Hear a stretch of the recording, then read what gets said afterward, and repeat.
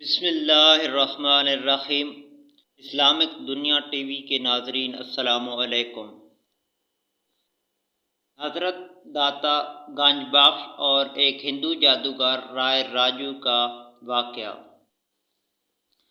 رائے راجو ایک بہت بڑا جادوگر تھا۔ لوگ اسے اپنا جانوروں کا دودھ دیا کرتے تھے۔ اگر کوئی اسے دودھ کا نذرانہ نہ دیتا تو وہ اس کے جانوروں پر ایسا جادو کرتا کہ جانوروں کے تھنوں سے دودھ کے بجائے خون نکلنے لگتا۔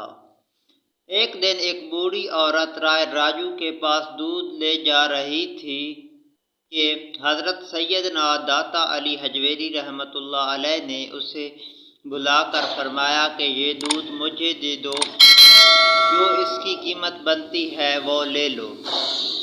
اس بوڑھی عورت نے کہا کہ تمہیں ہر صورت یہ دودھ رائے راجو کو دینا ہی پڑتا ہے، ورنہ ہمارے جانوروں کے تھنوں سے دودھ کے بجائے خون نکلنے لگتا ہے۔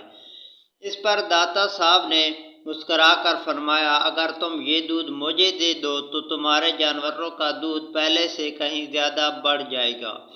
یہ سنتی ہی اس عورت نے آپ کو دودھ پیش کر دیا۔ جب وہ اپنے گھر گئی تو یہ دیکھا کہ اس کی حیرت کی انتہا نہ رہی کہ اس کے جانوروں میں سے اس قدر دودھ تھا کہ تمام برتن بھر جانے کے بعد بھی تھنوں سے دودھ ختم نہیں ہو رہا تھا۔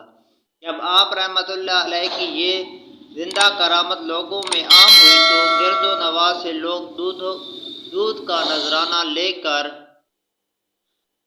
آپ رحمۃ اللہ علیہ کی خدمت میں حاضر ہونے لگے۔ ایک طرف تو لوگوں کی عقیدت کا یہ حال تھا اور دوسری طرف رائے راجو ماجرا دیکھ کر آگ بگولا ہو رہا تھا۔ آخر آپ رحمۃ اللہ علیہ کی بارگاہ میں حاضر ہوا اور انہیں مقابلے کے لیے للکارا اور کہا کہ اگر آپ کے پاس کوئی کمال ہے تو دکھائیں۔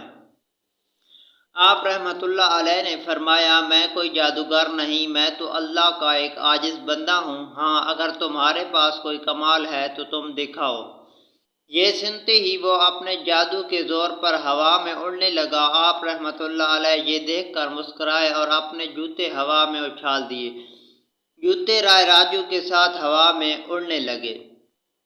آپ رحمۃ اللہ علیہ کی یہ کرامت دیکھ کر رائے راجو بہت متاثر ہوا اور نہ صرف توبہ کر کے دائرہ اسلام میں داخل ہو گیا بلکہ آپ رحمۃ اللہ علیہ کے ہاتھ پر بیعت بھی کی اور آپ کی صحبت برکات سے فیضیاب ہوا۔